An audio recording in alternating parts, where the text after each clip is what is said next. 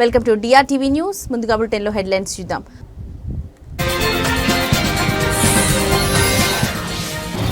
రాహుల్ గాంధీ సంచలన వ్యాఖ్యలు. మహారాష్ట్ర, హర్యానా ఎన్నికల్లో అక్రమాలు జరిగాయని ఆరోపణ.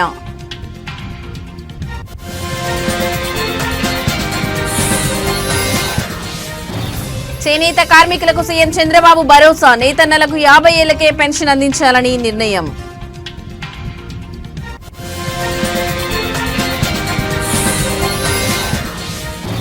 ఆసిఫాబాద్ రేషన్ కార్డుల పంపిణీలో రగడ. కాంగ్రెస్ నేతపై బాటిల్ విసిరిన ఎమ్మెల్యే కోవ లక్ష్మి.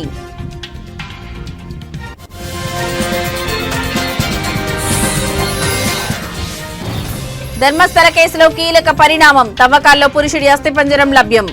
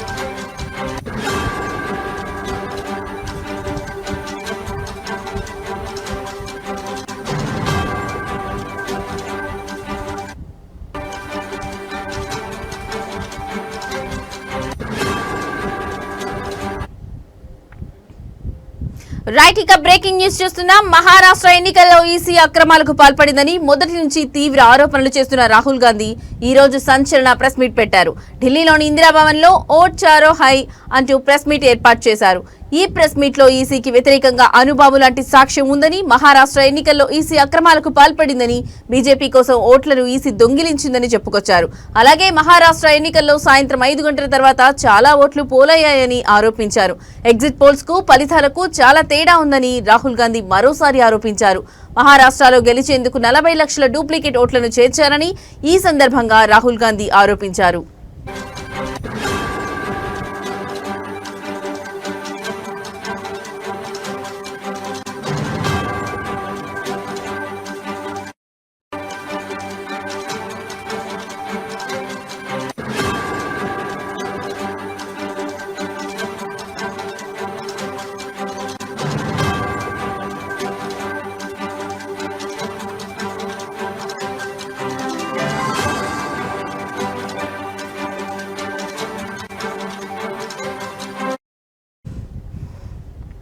దీంతో పాటుగా కాంగ్రెస్ అధికారంలో ఉన్న వివిధ ప్రాంతాల్లో గెలిచిన ఎంపీ స్థానాల్లో సైతం నకిలీ ఓట్లతోనే బీజేపీ గెలిచింది. దీనికి పూర్తిగా ఎన్నికల సంఘం సపోర్ట్ ఉందంటూ రాహుల్ గాంధీ తీవ్రమైన విమర్శలు చేశారు.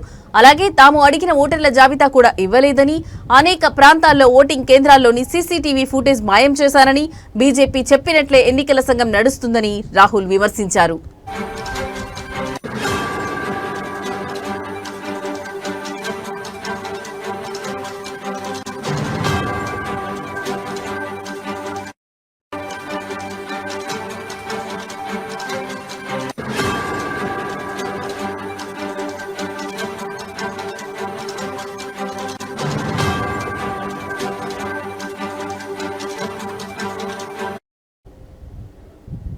రైట్, ఇక బ్రేకింగ్ న్యూస్ చూస్తున్నాం. మహారాష్ట్ర ఎన్నికల్లో ఈసీ అక్రమాలకు పాల్పడిందని మొదటి నుంచి తీవ్ర ఆరోపణలు చేస్తున్న రాహుల్ గాంధీ ఈ రోజు సంచలన ప్రెస్ మీట్ పెట్టారు. ఢిల్లీలోని ఇందిరాభవన్ లో ఓట్ చోర్ హై అంటూ ప్రెస్ మీట్ ఏర్పాటు చేశారు. ఈ ప్రెస్ మీట్ లో ఈసీకి వ్యతిరేకంగా అనుబాబు లాంటి సాక్ష్యం ఉందని, మహారాష్ట్ర ఎన్నికల్లో ఈసీ అక్రమాలకు పాల్పడిందని, బీజేపీ కోసం ఓట్లను ఈసీ దొంగిలించిందని చెప్పుకొచ్చారు. అలాగే మహారాష్ట్ర ఎన్నికల్లో సాయంత్రం 5 గంటల తర్వాత చాలా ఓట్లు పోలయ్యాయని ఆరోపించారు. ఎగ్జిట్ పోల్స్ కు ఫలితాలకు చాలా తేడా ఉందని రాహుల్ గాంధీ మరోసారి ఆరోపించారు. మహారాష్ట్రలో గెలిచేందుకు 40 లక్షల డూప్లికేట్ ఓట్లను చేర్చారని ఈ సందర్భంగా రాహుల్ గాంధీ ఆరోపించారు. దీంతో పాటుగా కాంగ్రెస్ అధికారంలో ఉన్న వివిధ ప్రాంతాల్లో గెలిచిన ఎంపీ స్థానాల్లో సైతం నకిలీ ఓట్లతోనే బీజేపీ గెలిచింది. దీనికి పూర్తిగా ఎన్నికల సంఘం సపోర్ట్ ఉందంటూ రాహుల్ గాంధీ తీవ్రమైన విమర్శలు చేశారు. అలాగే తాము అడిగిన ఓటర్ల జాబితా కూడా ఇవ్వలేదని, అనేక ప్రాంతాల్లో ఓటింగ్ కేంద్రాల్లోని సీసీటీవీ ఫుటేజ్ మాయం చేశారని, బీజేపీ చెప్పినట్లే ఎన్నికల సంఘం నడుస్తుందని రాహుల్ విమర్శించారు.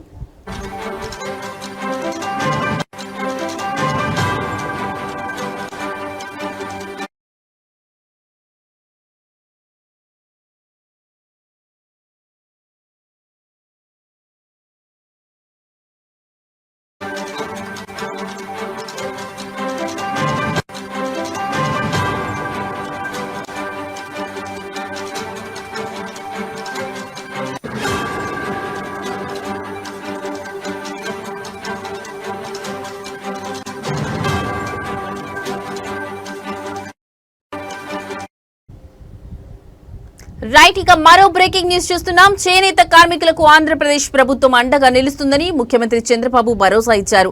కార్మికుల సంక్షేమానికి కట్టుబడి ఉన్నామని స్పష్టం చేస్తూ వారికి 50 ఏళ్ల వయసు నుంచే పెన్షన్ అందించాలని నిర్ణయించినట్లు కీలక ప్రకటన చేశారు.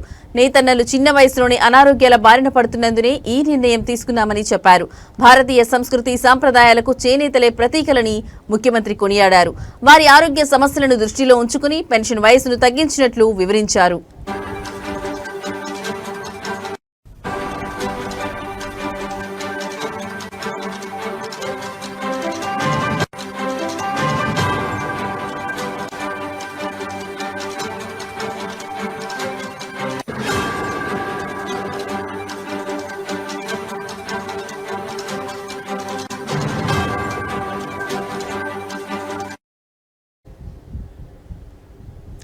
గుంటూరు జిల్లా మంగళగిరిలో జరిగిన 11వ జాతీయ చేనేత దినోత్సవ కార్యక్రమంలో ఆయన ముఖ్య అతిథిగా పాల్గొన్నారు. ఈ సందర్భంగా రాజధాని అమరావతిలో చేనేత వస్త్ర వైభవాన్ని చాటి చెప్పేలా ఒక ప్రత్యేక మ్యూజియం ఏర్పాటు చేస్తామని హామీ ఇచ్చారు.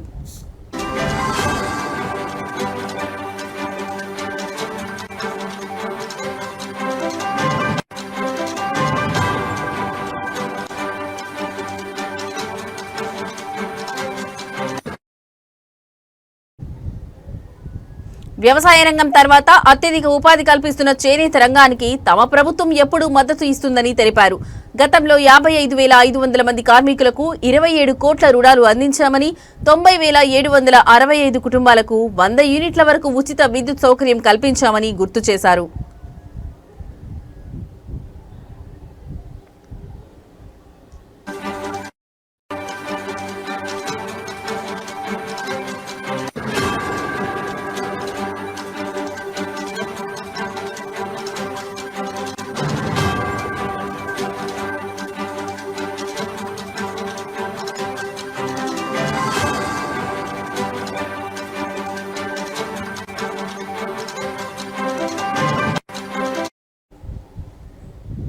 ఈ మద్దతును మరింత విస్తరిస్తూ మరమగ్గాల కార్మికులకు కూడా ప్రభుత్వం అండగా నిలుస్తుందని చంద్రబాబు ప్రకటించారు.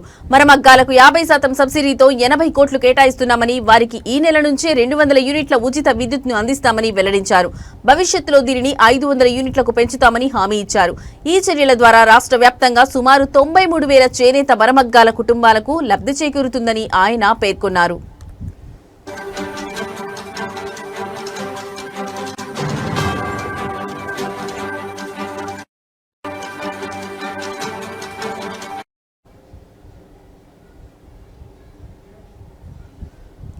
ఈ కార్యక్రమంలో మంత్రులు నారా లోకేష్, సవితతో పాటు పలువురు ప్రజాప్రతినిధులు, చేనేత సంఘాల నాయకులు, కార్మికులు పెద్ద సంఖ్యలో పాల్గొన్నారు.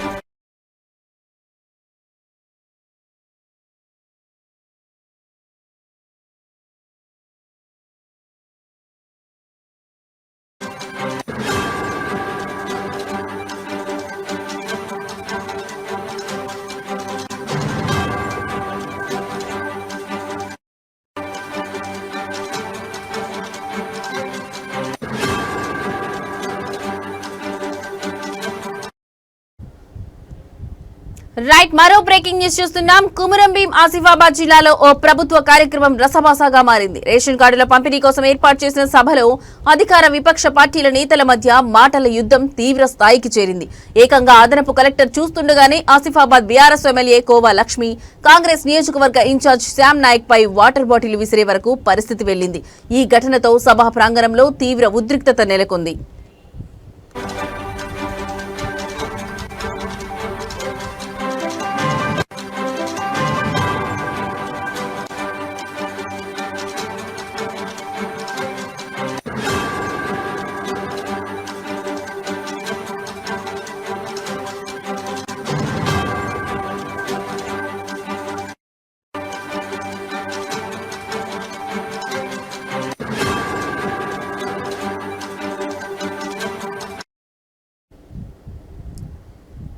జిల్లాలోని జంకాపూర్లో కొత్త రేషన్ కార్డుల పంపిణీ కార్యక్రమాన్ని అధికారులు ఏర్పాటు చేశారు. ఈ కార్యక్రమానికి అదనపు collector David, MLA khoa Lakshmi, Congress నేత శ్యామ్ నాయక్ హాజరయ్యారు. ఈ సందర్భంగా ఇరు నేతల మధ్య ఎన్నికల హామీల అమలుపై చర్చ మొదలైంది. ఈ క్రమంలో ఎమ్మెల్యే కోవా లక్ష్మి మాట్లాడుతూ కాంగ్రెస్ పార్టీ ఎన్నికల్లో ఇచ్చిన కళ్యాణ లక్ష్మి, షాదీ ముబారక్ కు తులం బంగారం వంటి హామీలను నెరవేర్చడంలో విఫలమైందని ఆరోపించారు. దీనిపై శ్యామ్ నాయక్ వెంటనే స్పందిస్తూ గత బీఆర్ఎస్ ప్రభుత్వం కూడా ఇచ్చిన హామీలను గాలి కొదిలేసిందని, నియోజకవర్గంలో ఎలాంటి అభివృద్ధి పనులు చేయలేదని ఎదురుదాడికి దిగారు.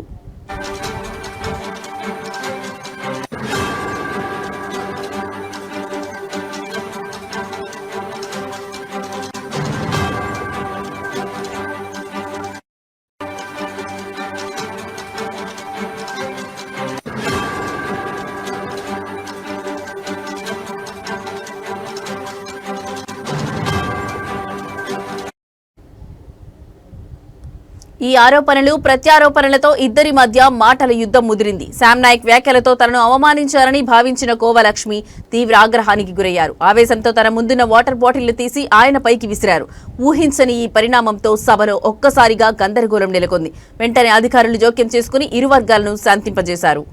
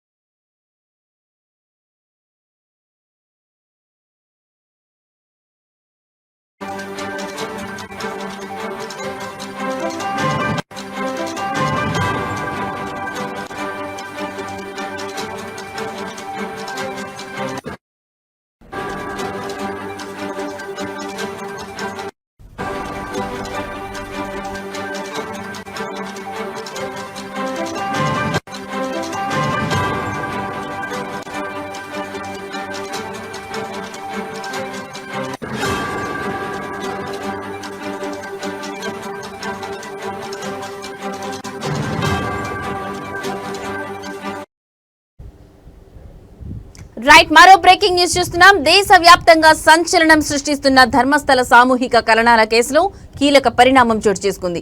ఈ కేసుకు సంబంధించి ప్రత్యేక దర్యాప్తు బృందం సిట్ జరుపుతున్న తవ్వకాల్లో పురుషుడి అస్థిపంజరంతో పాటు పలువురు మానవ ఎముకలు లభ్యమైనట్లు కర్ణాటక హోంశాఖ మంత్రి జి పరమేశ్వర తొలిసారి అధికారికంగా ధృవీకరించారు.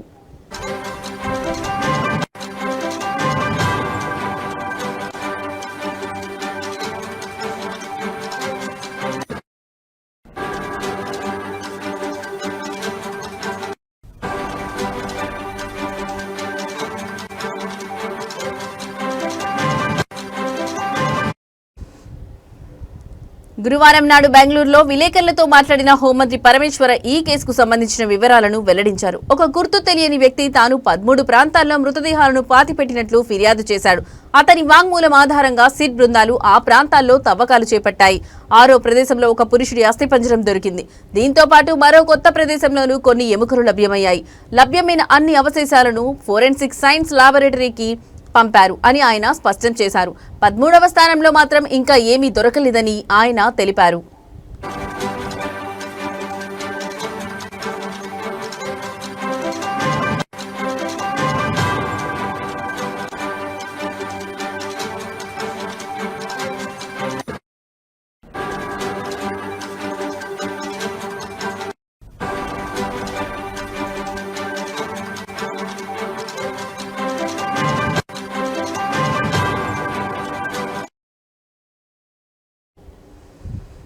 ఫిర్యాదుదారుడు మెజిస్ట్రేట్ ముందు సెక్షన్ 164 కింద వాంగ్మూలం ఇస్తూ తాను వందల సంఖ్యలో మృతదేహాలను పూడ్చిపెట్టినట్లు చెప్పడంతో ప్రభుత్వం ఈ కేసును తీవ్రంగా పరిగణించి సిట్ ఏర్పాటు చేసిందని పరమేశ్వర్ గుర్తు చేశారు.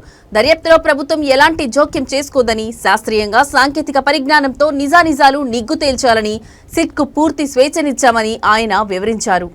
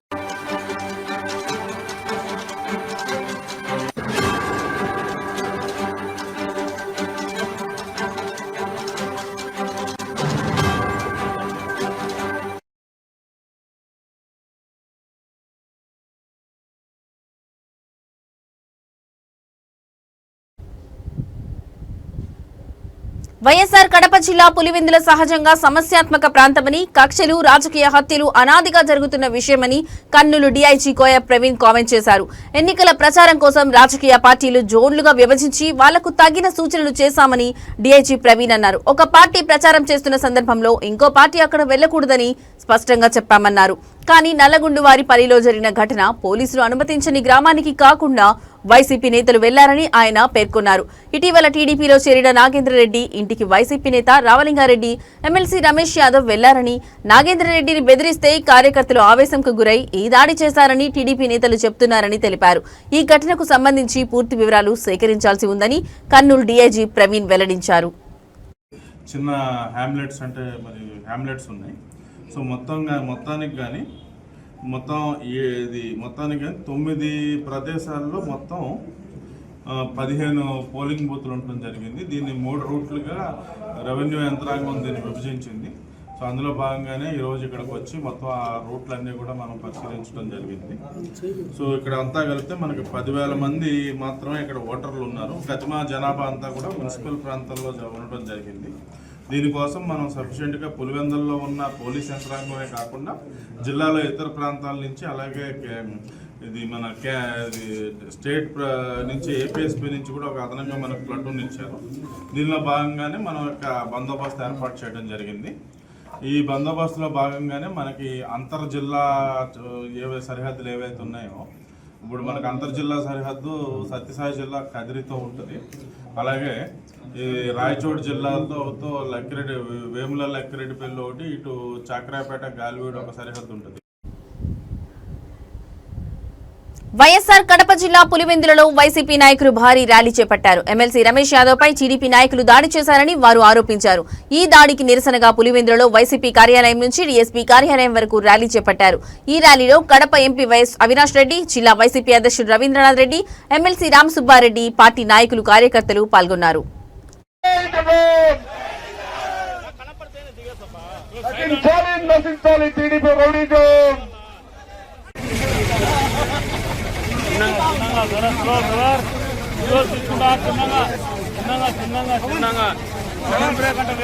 ఇబ్బంది గురవుతారు.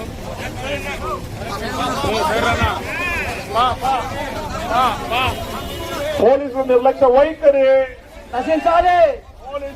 పోలీసుల నిర్లక్ష్య వైఖరి, పోలీసుల నిర్లక్ష్య వైఖరి.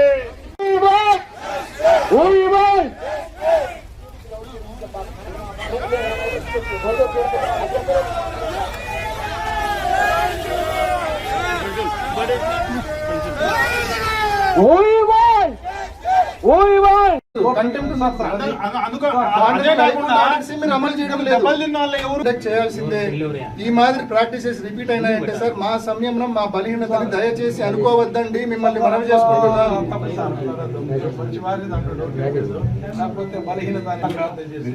రేపటి నుంచి చెప్పిన ప్రకారము జరగబోయే ప్రతి నేరానికి పోలీసులు ఏమి గ్యారెంటీ ఉంటారని నేను అనుకోను. ఎందుకంటే మీకేం కాలజ్ఞానం తెలియదు, ఊహించగలుగుతారు. నేరం జరగకుండా మీరు జాగ్రత్తలు తీసుకోవడం మీ బాధ్యత. ఇక్కడ నా బాధ ఏంటంటే నిన్న ఎవడు కిరికిరి భాష అనేవాడు, విజయ్ కుమార్ అనేవాడు ఎవడైతే దాడి చేసి పుట్టినాడో హత్యా ప్రయత్నం చేసి. ఇవి ఇప్పటివరకున్న బులెటిన్ అప్డేట్స్. నమస్కారం.